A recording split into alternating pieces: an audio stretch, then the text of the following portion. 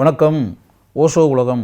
ஓஷோ தான் எழுதிய நூலில் வந்து ஒரு மிக உயர்ந்த விஷயத்தை சொல்கிறார். என்ன சொல்கிறார் அப்படின்னா, இந்த உலகத்தில் இருக்கக்கூடிய பல மனிதர்கள் வந்து பெரும்பாலான மனிதர்கள் வாழ்க்கையில் வந்து அமைதி இல்லாமல், அப்படியே எப்போவுமே நிம்மதி இல்லாமல் குழப்பமான மனதுடன் இருந்து கொண்டு அப்படி இருந்துக்கிட்டே இருக்கிறதுக்கு காரணம் என்ன? இருந்துக்கிட்டு இருக்கிறதுக்கு காரணம் என்ன அப்படின்னா, ஒரு ஞான சிந்தனை, ஞான நிலை, ஞான நிலையை நோக்கி செல்லக்கூடிய பயணம் இப்படின்ற ஒரு விஷயம்லாம் இருக்குல்ல, இதெல்லாம் இல்லாமல் எப்போவுமே அமைதி இல்லாமல், இரவு நேரத்தில் படுத்தா கூட தூக்கம் இல்லாமல், அப்படியே படுக்கையில் புரண்டுக்கிட்டே காலை வரை இரவு முழுவதும் சிறிது கூட தூக்கம் வராமல், கண்களை மூட முடியாமல் ஏன் இப்படி மனிதர்கள் இருக்கிறார்கள் அப்படின்றதுக்கு காரணம் என்ன அப்படின்னா, எப்போவுமே நீங்கள் வந்து ஒரு விஷயம் ஞாபகத்தில் வச்சுங்க, மனசில் வந்து நீங்கள் எப்போவுமே மனதை அமைதியாக வைத்து கொண்டு இருந்தால், எந்த குழப்பங்களும் இல்லாத அளவிற்கு மனதை வைத்து கொண்டு இருந்தால் வாழ்க்கையில் நீங்கள் சந்தோஷமாக இருக்கலாம். எப்போவுமே வந்து மனசில் சிக்கல்கள் இருந்துக்கிட்டே இருக்கக்கூடாது. எப்போவுமே குழப்பங்கள்லேயே இருக்கக்கூடாது. பல விஷயங்களை மனதில் வைத்து கொண்டு அது கூட நீங்கள் சண்டை போட்டுக்கிட்டு இருக்கக்கூடாது. அப்படி சண்டை போட்டுக்கிட்டு இருந்தீங்கன்னா வாழ்க்கையில் எப்படி நீங்கள் நிம்மதியாக இருக்க முடியும்? எப்படி மகிழ்ச்சியாக இருக்க முடியும்? எப்படி சிரிச்ச முகத்துடன் இருக்க முடியும்? எப்படி நீங்கள் கலகலப்பான ஒரு மனிதராக இருக்க முடியும்? இருக்கிறதுக்கான வாய்ப்பே இல்லை. நீங்கள் சோகமாக தான் இருக்கணும். நீங்கள் தொங்கி போன முகத்தை வச்சுக்கிட்டு தான் இருக்கணும். நீங்கள் கவலையில் இருக்கக்கூடிய மனிதனாக தான் இருக்க முடியும். ஒரு மூளையில் முக்காடு போட்டு உட்காந்து இருக்குல்ல, அப்படிப்பட்ட மனிதர்களாக தான் இருப்பீங்க. அதுக்கு இருக்கிறதுக்கு காரணம் யார்? காரணம் வேறு யாருமே இல்லை, நீங்கள் தான் காரணம். அதாவது ஃபஸ்ட்டு நீங்கள் வந்து ஒரு அமைதியான மனிதராக இருக்க வேண்டும் என்றால், சந்தோஷம் கொண்ட மனிதராக இருக்க வேண்டும் என்றால், ஆனந்தம் நிறைந்த மனிதனாக இருக்க வேண்டும் என்றால், முதல்ல வந்து உங்கள்கிட்ட இருக்கக்கூடாத ஒரு குணம் அப்படின்னா என்ன தெரியுமா? ஆணவ குணம். அந்த ஆணவ குணம், இதை வந்து ஆங்கிலத்தில் ப்ரௌட்னஸ், ப்ரைடு அப்படின்லாம் சொல்கிறாங்களே, அந்த ப்ரௌட்னஸ், ப்ரைடு, நேச்சர் அப்படின்றதுல அதை முதல்ல தூக்கி விட்டுறீங்க. நீங்கள் வந்து நாம் தான் பெரிய ஆள், நாம் பெரிய ஆள், ஏன் அளவுக்கு பெரிய ஆள் யார் இருக்குது? ஏன் அளவுக்கு சாதனைகள் படித்த ஆள் யார் இருக்குது? ஏன் அளவுக்கு புத்தகங்கள் படித்த ஆள் யார் இருக்குது? என்கிட்ட இருக்க அறிவு அளவுக்கு வேறு யார்கிட்ட அறிவு இருக்குது? என் பக்கத்துலேயே வேறு யாருமே நிற்க முடியாதுங்க. நான் கிட்டத்தட்ட எவ்வளோ விஷயங்களை கரைச்சி குடிச்சு வச்சுருக்கிறேன், எவ்வளவு நூல்களை படிச்சிருக்கேன், ஆயிரக்கணக்கான நூல்களை படித்து எவ்வளவு அறிவை வந்து நான் பெற்று வச்சுருக்கேன். என் பக்கத்தில் எல்லாம் அந்த ஆளுகள்லாம் நிற்க முடியுமாங்க? அவன்லாம் என் பக்கத்தில் இருக்கக்கூடிய அளவுக்கு தகுதி உள்ளவனாங்க அப்படின்னு இந்த நினைப்புலையே நீங்கள் இருந்தீங்க அப்படின்னா ஆணவம் தானே அது. நீங்கள் படித்தீங்கன்னா ஓகே, படிங்க. 1000 புக்கில் 2000 புக்கில் 3000 புக்கு கூட படிங்க. அது நல்லது தானே. நிறைய விஷயங்களை தெரிஞ்சுக்குங்க. தெரிஞ்சுக்கிட்டு எதுவுமே தெரியாத மாதிரி அப்படியே அமைதியாக இருங்களேன். அதனால் என்ன, உலகம்ன்றது மிகப்பெரிய விஷயங்க. உலகம்ன்றது மிகப்பெரிய கடல். அறிவுன்றது மிகப்பெரிய கடல். அதில் வந்து புத்தகங்கள்ன்றது லட்சக்கணக்கான புத்தகங்கள் இருக்குது உலகம் ஃபுல்லாக. எத்தனை மொழிகள், எத்தனை நாடுகள், அதெல்லாம் யோசித்து பாருங்கள். நீங்கள் வந்து அப்படியே ஒரு 1000 புக்கு படிச்சுட்டா நீங்கள் பெரிய ஆளா? ஒரு 100 புக்கு படிச்சாச்சுன்னா நீங்கள் பெரிய ஆளா? அப்படிலாம் ஒன்றும் கிடையாது. தெரியுதா? அதனால் என்னென்னா, முதல்ல வந்து ஆணவ குணத்தை விட்டொழியுங்கள். ஆணவம்ன்றது மனசுக்குள்ளே கொஞ்சம் கூட இருக்கக்கூடாது.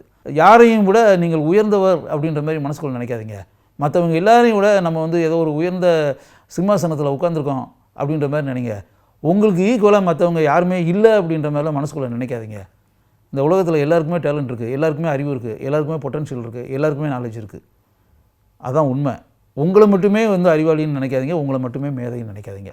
நீங்கள் மட்டுமே மற்றவங்களிலிருந்து மிகவும் வேறுபட்ட மாறுபட்ட மனிதர் அப்படின்ற மாதிரிலாம் நினைக்காதீங்க. முதல்ல இந்த ஆணவ குணத்தை என்றைக்கு நீங்கள் விட்டொழிக்கிறீங்களோ அப்போவே நீங்கள் புதிய மனிதனாக மாறுவீர்கள். அதே மாதிரி நிறைய விஷயங்களை கற்று வச்சுக்கிட்டு, நிறைய நூல்களை படிச்சுக்கிட்டு, உங்கள் மனசுக்குள்ளே வந்து எப்படிப்பட்ட எண்ணம் இருக்கும் அப்படின்ற மாதிரி நினச்சிங்கன்னா, அப்படியே நமக்கு ஈக்குவலாக யாருமே இல்லை அப்படின்ற நீங்கள் தெரிஞ்சுக்கிட்ட விஷயங்களில் பெரும்பாலும் வந்து ஒரு 80% ஆஃப் த மேட்டர்கள் இருக்குல்ல, அது எல்லாமே குப்பைகளாக தான் இருக்கும். தேவையில்லாத விஷயங்களை எல்லாம் தெரிஞ்சு வச்சுக்கிட்டு இருப்பீங்க. எதுக்கு? எது தேவையோ அதை மட்டுமே தெரிந்து கொள்ளுங்கள். எது பயனுள்ள விஷயங்களோ அதை மட்டும் படியுங்கள், அதை மட்டும் வாசியுங்கள். எல்லா விஷயத்தையும் நீங்கள் தெரிஞ்சுக்கணும்னு அவசியம் இல்லை. பயனற்ற விஷயங்களை தெரிந்து கொண்டு என்ன பிரயோஜனம்? பயனற்ற விஷயங்களை நீங்கள் தெரிந்து கொள்ளவே வேண்டாம். அப்படிப்பட்ட நூல்களில் நீங்கள் கவனம் செலுத்தவே வேண்டாம். அப்படிப்பட்ட நூல்களை நீங்கள் படிக்கவே வேண்டாம். எது பயனுள்ளதோ, எது வாழ்க்கைக்கு பிரயோஜனமானதோ, எது நல்லதோ, எது சிறந்ததோ, எது உயர்ந்ததோ அதை மட்டுமே படியுங்கள், அவற்றை மட்டுமே தெரிந்து கொள்ளுங்கள். அப்படி இருந்தீங்கன்னா உங்கள் மனசுக்குள்ளே இருக்கக்கூடிய, அப்படி மனசுக்குள்ளே இப்போ நீங்கள் ஏற்கனவே ஏகப்பட்ட விஷயங்களை தெரிஞ்சு வச்சு அப்படி இப்படிலாம் சொல்கிறீங்களே, நீங்களே அப்படியே தனியாக உட்காந்து யோசிச்சு பார்க்கும்போது நம்ம தெரிஞ்சு வச்சுருக்கிற விஷயங்களில் எத்தனை விஷயங்கள் பயனுள்ள விஷயங்கள், எத்தனை விஷயங்கள் பயனற்ற விஷயங்கள் அப்படின்னு பார்த்தீங்கன்னா, அந்த நான் தான் சொன்னல 75% to 80% சொன்னல பயனற்ற விஷயங்களாக தான் இருக்கும். அந்த பயனற்ற விஷயங்கள் இருக்குல்ல, அதெல்லாம் தூக்கி விட்டு எரிஞ்சிருங்க. குப்பை கூடையில் தூக்கி கெடாசிருங்கன்றான்ல, வீசி எரிஞ்சிருங்க. எரிஞ்சிட்டு எது தேவையோ அந்த விஷயத்தை மட்டும் உங்கள் மூளையிலையும் மனசுலையும் இதயத்திலையும் வச்சுக்கிட்டுருங்க. அப்படி இருந்தீங்கன்னா உங்கள் வாழ்க்கை நன்றாக இருக்கும். அதனால் தேவையற்ற குப்பைகளை நீக்கி விடுங்கள். தேவையற்ற ரப்பிஷ் அப்படின்னு நம்ம சொல்கிறோம்ல, அவற்றை குப்பை கூடையில் வீசி எரிந்து விடுங்கள். அதெல்லாம் செஞ்சுட்டு ஆணவம் சிறிது கூட இல்லாமல், ஆணவ எண்ணங்கள் சிறிது கூட இல்லாமல், நான் எதுவுமே தெரியாத ஒரு ஆள், எனக்கு எதுவுமே தெரியாது, நான் தெரிஞ்சுக்கிற வேண்டிய விஷயங்கள் உலகத்தில் நிறையா இருக்குது, நான் கற்றுக்கொள்ள வேண்டிய விஷயங்கள் உலகத்தில் நிறையா இருக்குது, நான் இன்னும் கற்றுக்கொள்ள வேண்டிய, தெரிந்து கொள்ள வேண்டிய, அறிந்து கொள்ள வேண்டிய விஷயங்கள் எவ்வளவு இருக்கின்றன அப்படின்ற மாதிரி அந்த நினப்புக்கு வாங்க. அப்படி என்றைக்கு நீங்கள் அப்படி வர்றீங்களோ அப்போ நீங்கள் ஒரு ஞான நிலையை நோக்கி பயணிக்க ஆரம்பிக்கிறீர்கள் அப்படின்னு அர்த்தம். அதுக்கு பிறகு பார்த்தீங்கன்னா நீங்கள் ஏற்கனவே இருந்த மனிதன் இருக்கு இல்லையா, அந்த மனிதன் அல்ல இப்போ இருக்கக்கூடிய மனிதன். நீங்கள் ஒரு புதிய மனிதனாக ஆகிவிட்டீர்கள் என்பதை உங்களாலேயே உணர முடியும்.